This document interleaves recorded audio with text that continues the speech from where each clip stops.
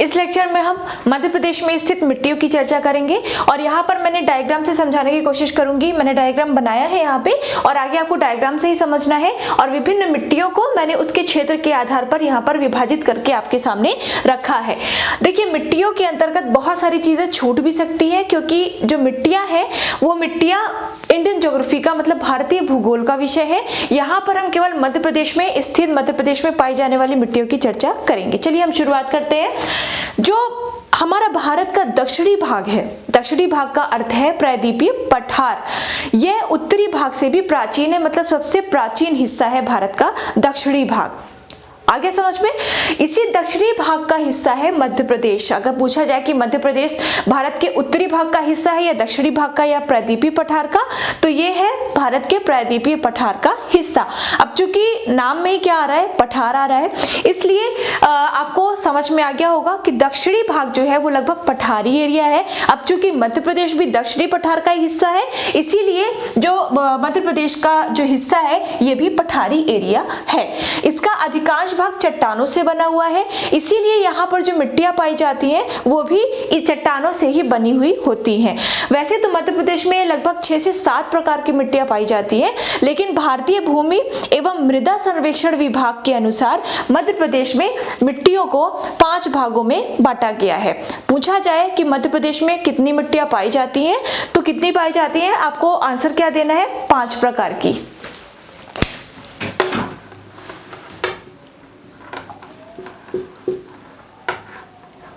5 प्रकार। आप पहले मैं उनके नाम लिख देती हूँ, उन 5 प्रकार के मैं यहाँ पे नाम लिख रही हूँ। पहला है काली मिट्टी, दूसरा है लाल पीली मिट्टी,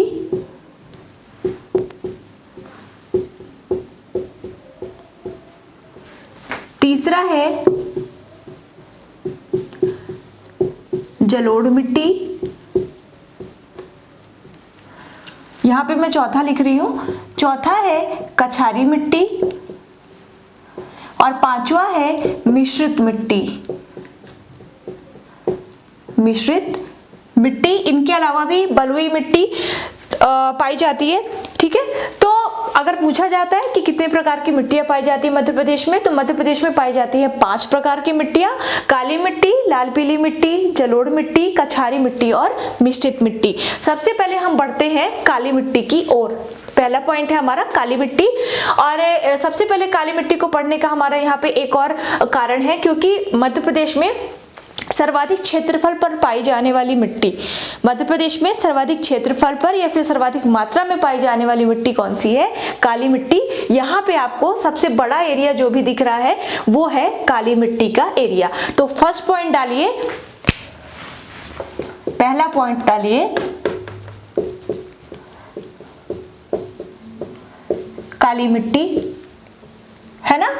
देखिए, काली मिट्टी के बारे में एक फैक्ट बता देती हूँ कि अगर ओवरऑल पूरे इंडिया में देखा जाए कि पूरे इंडिया में काली मिट्टी सबसे ज्यादा कहाँ पर पाई जाती है, किस राज्य में पाई जाती है, तो ओवरऑल संपूर्ण भारत में काली मिट्टी का सबसे ज्यादा क्षेत्रफल पाया जाता है महाराष्ट्र में, और दूसरा स्थान है मध्य प्रदेश का। आ रहा है समझ में, काली मिट्टी का जो क्षेत्रफल है वो सबसे ज्यादा पाया जाता है महाराष्ट्र में, और उसके बाद दूसरा स्थान है मध्य प्रदेश का।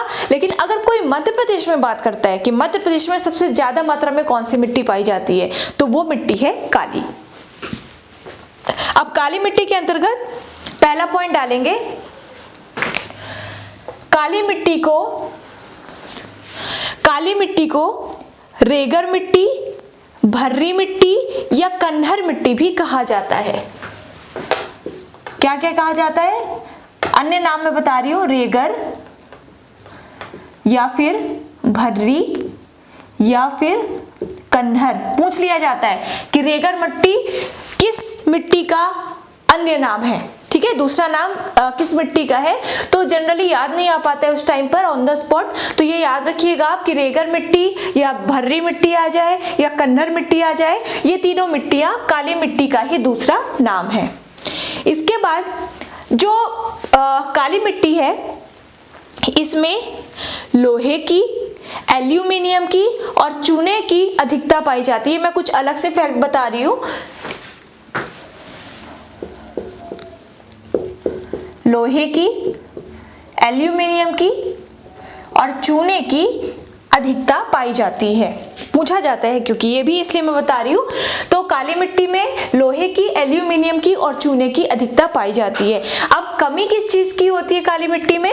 तो देखिए, कोई भी मिट्टी हो, आप कोई भी मिट्टी लीजिए, नाइट्रोजन की कमी सभी मिट्टियों में लगभग पाई जाती है ना। तो अगर कभी पूछता है कि इस मिट्टी में किस तत्व की सर्वाधिक कमी होती है, अगर ऑप्शन में नाइट्रोजन है तो आप नाइट्रोजन जरूर लगा देना। तो कमी की चर्चा करते हैं। तो इस मिट्टी में फास्फेट,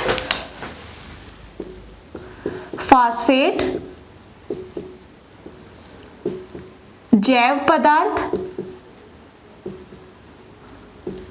एवं नाइट्रोजन की कमी पाई जाती है। किसकी किसकी? देखिए, लोहे की, एल्यूमिनियम की और चूने की उपलब्धता अच्छी मात्रा में होती है, जबकि फास्फेट की, जैव पदार्थ की और नाइट्रोजन की इस मिट्टी में कमी पाई जाती है।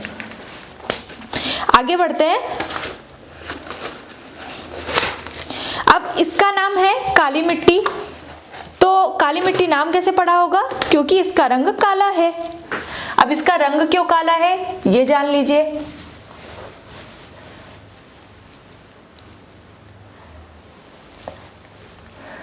अभी मैंने बताया कि इस मिट्टी में लोहे की अधिकता होती है ना। तो लोहे की अधिकता के कारण ही, अगला पॉइंट डालेंगे कि लोहे की अधिकता के कारण ही इस मिट्टी का रंग काला होता है। लोहे की अधिकता के कारण ही इस मिट्टी का रंग काला होता है। अगला पॉइंट, काली मिट्टी बनती कैसे है? शायद मैंने चर्चा की है कभी ना कभी। तो जो काली मिट्टी है वो दक्कन ट्रैप की बेसाल्ट चट्टानों से जब लावा निकलता है, जो मेन काली मिट्टी है देखिए, ये लावा से बनी होती है। कभी बहुत प्राचीन समय में कभी ज्वालामुखी आया होगा और उससे जो लावा निकला, वो लावा जो है वो चारों ओर बिखर गया, जम गया। वही लावा आगे चल के काली मिट्टी के रूप में परिवर्तित हो गया है। तो काली मिट्टी का निर्माण होता है दक्कन ट्रैप की बेसाल्ट नामक आग्नेय चट्टानों से निर्मित लावा से। अगला पॉइंट लिखेंगे,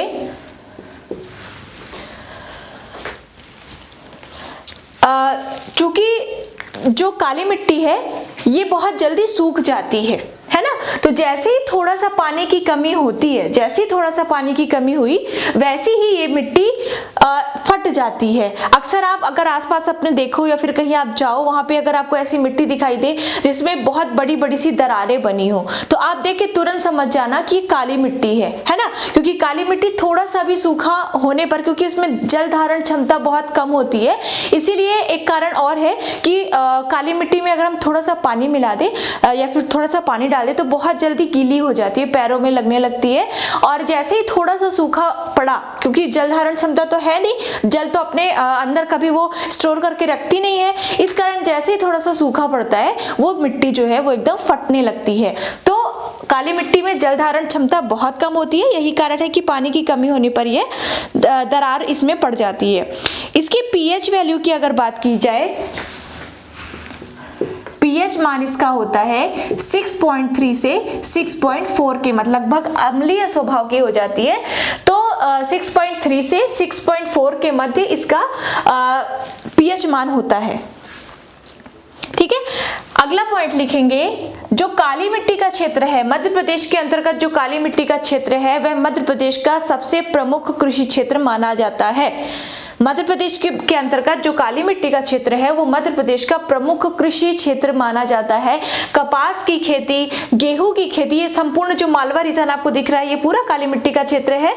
कपास की खेती, गेहूं की खेती, सोयाबीन की खेती बहुत अच्छी होती है इस जगह।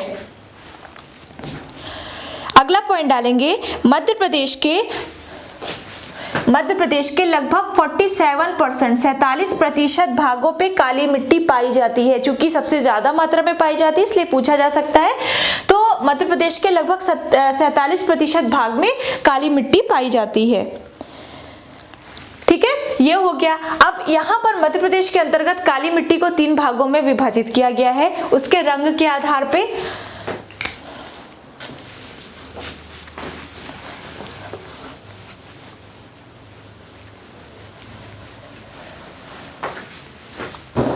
तो जो पहला है, 3 भागों में हम काली मिट्टी को बांट रहे हैं।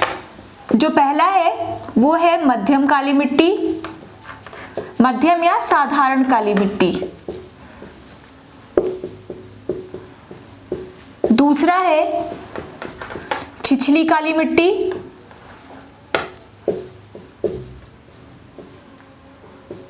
छिछली काली मिट्टी। और तीसरा है गहरी काली मिट्टी, है ना। तो यहां पर हमने काली मिट्टी को 3 भागों में विभाजित कर दिया है। मध्यम काली मिट्टी या साधारण काली मिट्टी, जो ज्यादा काली नहीं होती, बहुत साधारण काली होती है, एक छिछली काली मिट्टी और एक गहरी काली मिट्टी। सबसे पहले हम यहाँ पर चर्चा करेंगे मध्यम काली मिट्टी की। ध्यान से सुनिएगा। जो मध्यम काली मिट्टी है वो काली मिट्टी के अंतर्गत, मध्यम काली मिट्टी काली मिट्टी के अंतर्गत सबसे ज्यादा भागों में पाई जाती है। अगर पूछा जाए कि काली मिट्टी के अंतर्गत मध्य प्रदेश में किस मिट्टी का सबसे ज्यादा क्षेत्रफल है, तो वो है मध्यम काली मिट्टी का। और इसका क्षेत्रफल है, क्षेत्रफल क्या प्रतिशत है, लगभग 37%। तो काली मिट्टी के अंतर्गत लगभग 37% भाग मध्यम काली मिट्टी का होता है। और अगर क्षेत्र की बात की जाए कि किन किन क्षेत्रों में पाई जाती है, तो मध्यम काली मिट्टी पाई जाती है आपके मालवा और निमाड़ क्षेत्रों में। ये मालवा क्षेत्र, ये पूरा जो है संपूर्ण भाग, ये है निमाड़ क्षेत्र। तो यहाँ पे हम लिख देते हैं मध्यम काली मिट्टी यहाँ पे भी पाई जाती है, मध्यम काली मिट्टी ये और यहाँ पर।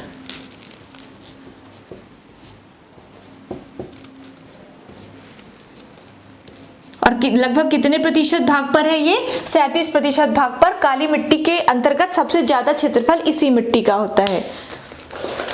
इसके बाद हम बात करते हैं छिछली काली मिट्टी की। जो छिछली काली मिट्टी है यह चिकनी दोमट मृदा होती है। छिछली काली मिट्टी चिकनी दोमट मृदा, सॉइल, है ना। इसके अलावा टोटल काली मिट्टी का जितना क्षेत्र है उस क्षेत्रफल का 37% तो मध्यम काली हो गई, 6.9% भाग छिछली काली मिट्टी का होता है। कितना? 6.9% हिस्सा किसका है? छिछली काली मिट्टी का है। अब ये पाई कहाँ कहाँ पर जाती है? तो ये जो छिछली काली मिट्टी है ये पाई जाती है छिंदवाड़ा, सिवनी, बैतूल इत्यादि क्षेत्रों में। इन क्षेत्रों में छिंदवाड़ा, ठीक है, बैतूल, यहाँ पे हम लिख देते हैं छिछली काली मिट्टी, छिछली काली मिट्टी। और कुछ मात्रा में यहाँ पर भी पाई जाती है, ज्यादा इसका प्रतिशत नहीं है, केवल लगभग 7% भागों पे ये पाई जाती है। तो ये हो गया। इसके बाद हम बात करते हैं तीसरी मिट्टी, गहरी काली मिट्टी की। तो ये जो गहरी काली मिट्टी है ये पाई जाती है कुल क्षेत्रफल के लगभग 3.5%। मैं कुल क्षेत्रफल में के अंतर्गत मध्य प्रदेश की बात नहीं कर रही हूँ, मैं काली मिट्टी के कुल क्षेत्रफल की बात कर रही हूँ। तो काली मिट्टी के कुल क्षेत्रफल का 37% भाग मध्यम काली मिट्टी, 6.9% भाग छिछली काली मिट्टी और 3.5% भाग गहरी काली मिट्टी का होता है। ये पाई कहाँ जाती है? तो गहरी काली मिट्टी नर्मदा घाटी क्षेत्र में, इस क्षेत्र में, ओके, एंड सतपुड़ा क्षेत्र एवं दक्षिणी मालवा में यह पाई जाती है। कुल मिलाके इस वाले रीजन में यहाँ पे मध्यम भी पाई जाती है, गहरी भी पाई जाती है और छिछली काली मिट्टी भी पाई जाती है। तो इस तरह से हो जाती है अपनी काली मिट्टी कंप्लीट, जो कि मध्य प्रदेश के सबसे ज्यादा क्षेत्रफल पर पाई जाती है। आगे समझ में? जो नहीं आएगा आप पूछ सकते हैं। अब हम बात करते हैं दूसरी मिट्टी की।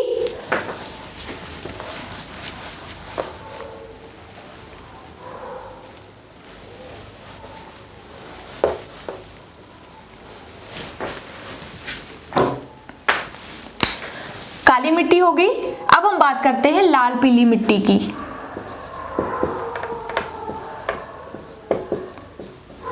लाल पीली मिट्टी। देखिए मध्य प्रदेश में ओवरऑल सबसे ज्यादा क्षेत्रफल पर पाई जाती है काली मिट्टी, लेकिन दूसरे नंबर पर दूसरा स्थान जिस मिट्टी का आता है वो है लाल पीली मिट्टी। और इसका मैं आपको क्षेत्र दिखा दूं तो इसका पूरा क्षेत्र है ये वाला, अगर आप देख पा रहे हो तो यहाँ पाई जाती है लाल पीली मृदा या मिट्टी। तो पहला पॉइंट लिखेंगे कि ओवरऑल दूसरे नंबर पर दूसरा स्थान है, मिट्टियों में दूसरा स्थान है ना, सबसे ज्यादा पाई जाती है काली मिट्टी, उसके बाद पाई जाती है लाल पीली मिट्टी। और यह मिट्टी पाई कहाँ जाती है? देखिए जो लाल पीली मिट्टी है इसका अधिकांश क्षेत्र बघेलखंड या पूर्वी क्षेत्र है, ये हल्का विंध्य प्रदेश और ये पूरा बघेलखंड को ये कवर करती है। और इसकी सबसे बड़ी खासियत ये है लाल पीली मिट्टी की, आप नोट करते जाएंगे, लाल पीली मिट्टी धान की खेती के लिए बहुत उपयुक्त होती है। यही कारण है कि मध्य प्रदेश के जो पूर्वी क्षेत्र हैं वो धान की खेती के लिए बहुत ज्यादा मशहूर है, बहुत ज्यादा जाने जाते हैं। और लाल पीली मिट्टी का अधिकांश जो क्षेत्र है, लाल पीली मिट्टी का अधिकांश क्षेत्र छत्तीसगढ़ में चला गया। छत्तीसगढ़ पूरा यही एरिया तो था, ये वाला एरिया, तो अधिकांश क्षेत्र उसका छत्तीसगढ़ में चला गया। इसका मतलब क्या है कि छत्तीसगढ़ के भी अधिकांश भागों में लाल पीली मिट्टी पाई जाती है। इसका मतलब क्या है, क्योंकि वहां पर लाल पीली मिट्टी पाई जाती है इसलिए वहां पर धान की खेती बहुत अच्छी होगी। और यही कारण है कि छत्तीसगढ़ को धान का कटोरा कहा जाता है। यदि छत्तीसगढ़ मध्य प्रदेश से अलग ना हुआ होता तो शायद ये जो धान के कटोरे की ये जो लाइन मिली है एक, ठीक है, एक जो वाक्य मिला है ये हमारे मध्य प्रदेश को मिल सकता था। तो ये हो गया। तो लाल पीली मिट्टी दूसरे नंबर पर पाई जाने वाली मिट्टी है और ये लगभग पूर्वी क्षेत्र में मतलब बघेलखंड के एरिया में पाई जाती है। इसका अधिकांश भाग अब छत्तीसगढ़ में जा चुका है। यह मिट्टी ज्यादा उपजाऊ नहीं होती है, लिख सकते हैं आप यहाँ पर, यह मिट्टी ज्यादा उपजाऊ नहीं होती है, कम उपजाऊ होती है यह मिट्टी। और इस मिट्टी में चूने की अधिकता होती है, अधिकता और कमी याद रखेंगे, चूने की इसमें होती है अधिकता, चूना काफी मात्रा में पाया जाता है इसमें। और इसमें होती है ह्यूमस जैव पदार्थ एवं नाइट्रोजन की कमी। देखिए इसमें भी नाइट्रोजन की कमी है, तो चूने की अधिकता पाई जाती है लाल पीली मिट्टी में और नाइट्रोजन और ह्यूमस की इसमें कमी पाई जाती है। इसका पीएच मान जो है, पीएच वैल्यू यहाँ पे लिख रही हूं मैं, इसकी पीएच वैल्यू है 5.5 से 8.5 के मध्य, 5.5 से 8.5 के मध्य, ठीक है। अब देखिए एक चीज जान लेते हैं कि इसका रंग, इसे लाल पीली मिट्टी क्यों कहा जाता है, क्या इसका रंग होता है? तो जी हाँ, लाल पीली मिट्टी के रंग के कारण ही इसे लाल पीली मिट्टी कहा जाता है। अब देखिए क्योंकि इसमें लोहा भी पाया जाता है, तो लोहा क्या होता है? आयरन कहते हैं। और इसके जो भी ऑक्साइड होते हैं जल से मिल जाने के बाद ये ऑक्साइड बना लेता है, ऑक्सीजन से क्रिया करने के बाद ये ऑक्साइड बना लेता है। तो फेरिक ऑक्साइड के जलयोजन के कारण इस मिट्टी का रंग होता है पीला। किसके कारण?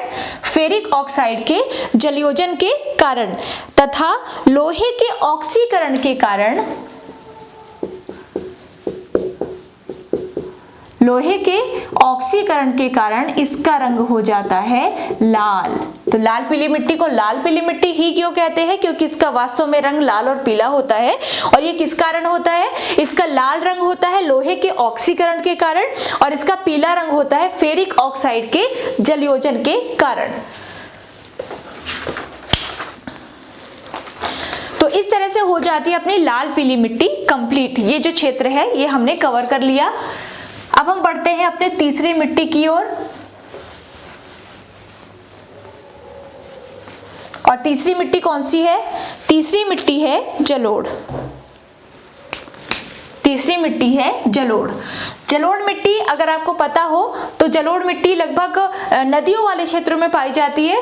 तो ये जो चंबल वाला रीजन है, चंबल नदी वाला जो ये रीजन है, चंबल यहाँ से आती है, यहाँ पे राजस्थान में प्रवेश करती है, फिर से मध्य प्रदेश के को क्रॉस करती हुई यूपी में चली जाती है। तो ये वाला जो रीजन है और यहाँ के आसपास जितने जिले हैं वहां पर पाई जाती है जलोढ़ मिट्टी।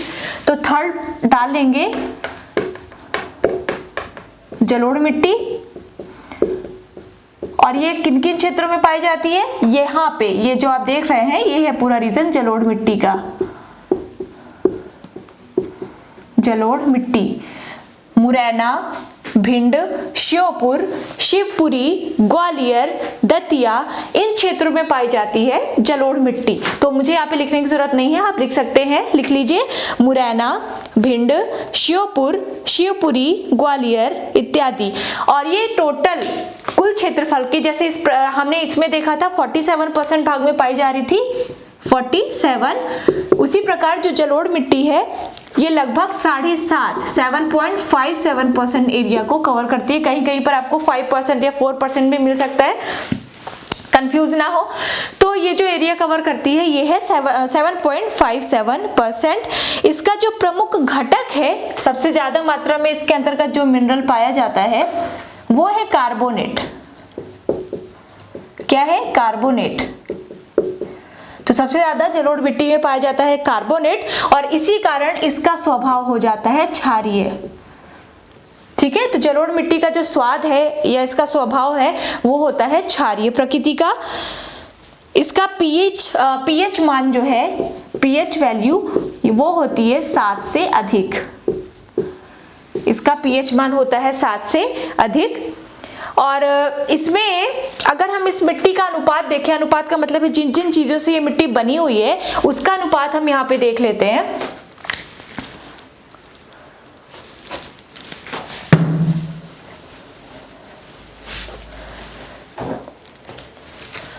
ये बनती है बालू, मिट्टियां इन्हीं से बनती है, बालू, सिल्ट और मृत्तिका, है ना। तो ये जो तीनों पदार्थ हैं, इन तीनों का अनुपात देखा जाए अगर इस मिट्टी में, तो इनका अनुपात होता है 50। बालू होता है अनुपात के अंतर्गत 50, सिल्ट है 19.6 और मृत्तिका है 29.4, है ना। तो सबसे ज्यादा मात्रा किसकी है यहाँ पर? सबसे ज्यादा मात्रा है यहाँ पर इस मिट्टी के अंतर्गत बालू की। अब चूंकि इसमें बालू की अधिकता होती है ना, बालू की चूंकि अधिकता होती है, यही कारण है कि जलोढ़ मिट्टी में सबसे अधिक अपरदन भी होता है। तो सर्वाधिक अपरदन वाली मिट्टी कौन सी होती है? सर्वाधिक अपरदन किस मिट्टी में होता है? ये होता है जलोढ़ मिट्टी में। क्यों होता है? क्योंकि ये ज्यादा दबाव देकर रह नहीं पाती। जैसे ही तेज वर्षा होती है, नदियों का तेज बहाव होता है, तो ये जो मिट्टियां हैं ये उखड़ उखड़ कर बहती चली जाती है और उस स्थान पर गड्ढों का निर्माण कर देती है, बड़े बड़े गड्ढों का निर्माण कर देती है। इसी कारण ये जो जलोढ़ मिट्टी है ये अपरदन के लिए उत्तरदायी सिद्ध होती है। ठीक है। और एक बात और, जलोढ़ मिट्टी काफी उपजाऊ मिट्टी है। जलोढ़ मिट्टी काफी उपजाऊ मिट्टी, आप मुरैना, भिंड इन साइड चले जाओ, यहाँ पर तिलहन वगैरह की फसल बहुत अच्छी होती है। अब हम बढ़ते हैं आगे और चौथी मिट्टी, कछारी मिट्टी की बात कर लेते हैं। चौथी हमारी कछारी मिट्टी।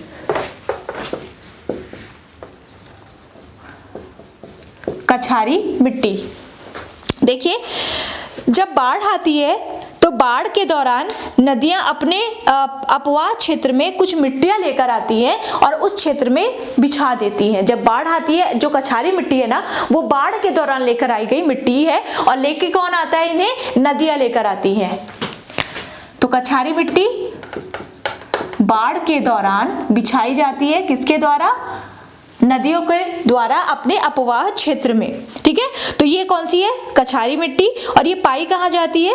चंबल एवं, अक्सर चंबल में बाढ़ आती है तो चंबल एवं उसकी सहायक नदियां जो हैं वो लेकर आती है इस मिट्टी को, लगभग इसी एरिया में। ठीक है, मुरैना, श्योपुर, भिंड इसी एरिया में लेकर आती है। तो यहाँ पर भी मैंने अलग से बनाया नहीं है, यहाँ पर भी पाई जाती है कछारी मिट्टी। ज्यादा मात्रा में ये पाई नहीं जाती क्योंकि नदियों के आसपास से मिट्टी पाई जाती है। तो कछारी मिट्टी बाढ़ के दौरान, पूछा जा सकता है कि बाढ़ के दौरान लाई जाने वाली मिट्टी कौन सी है, तो वो है कछारी मिट्टी। जो कछारी मिट्टी है ये तिलहन के लिए, कपास के लिए और गेहूं के लिए बहुत ज्यादा उपजाऊ मानी जाती है। तो ये हो गई कछारी मिट्टी। अब हम बात कर लेते हैं मिश्रित मिट्टी की।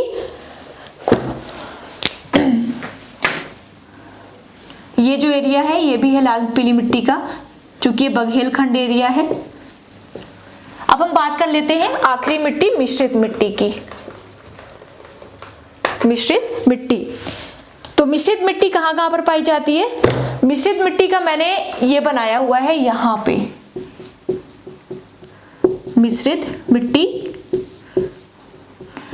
टीकमगढ़, पन्ना, छतरपुर, सतना, है ना, सतना, रीवा, सीधी इत्यादि जिलों में पाई जाती है मिश्रित मिट्टी। कहाँ कहाँ पर? लगभग ये बुंदेलखंड वाला एरिया और ये पूर्वी क्षेत्र टीकमगढ़, छतरपुर, पन्ना, सतना, रीवा, सीधी इत्यादि क्षेत्रों में पाई जाती है मिश्रित मिट्टी। मिश्रित मिट्टी जो है ये मोटे अनाजों के लिए इंपॉर्टेंट होती है। इसमें ये ज्यादा उपजाऊ नहीं होती, इसमें मोटे अनाज ही हो पाते हैं। मोटे अनाज जैसे ज्वार, बाजरा, मक्का, है ना, तो ये अनाज इसमें हो पाते हैं। फॉस्फेट, नाइट्रोजन एवं कार्बन पदार्थों की इसमें कमी होती है। किसकी किसकी? फॉस्फेट, नाइट्रोजन और कार्बन पदार्थों की। बुंदेलखंड के कुछ भागों में रेत एवं बालू से मिश्रित मिट्टी पाई जाती है। तो ये हो गया मिश्रित मिट्टी। इतनी ज्यादा यहाँ पे इसके बारे में और कुछ भी नहीं है, ठीक है। तो इतना याद रखना है कि कहाँ कहाँ पाई जाती है। तो आपने जान लिया, सारी मिट्टी कंप्लीट हो गई। ये है काली मिट्टी का क्षेत्र, ये भी है काली मिट्टी का क्षेत्र, ये है लाल पीली मिट्टी का क्षेत्र, ये भी है लाल पीली मिट्टी का क्षेत्र, ये है जलोढ़ मिट्टी का क्षेत्र और ये है कछारी मिट्टी का क्षेत्र। तो आपकी मिट्टियां हो जाती है कंप्लीट। अब मिट्टियों के अंतर्गत हम चर्चा कर लेते हैं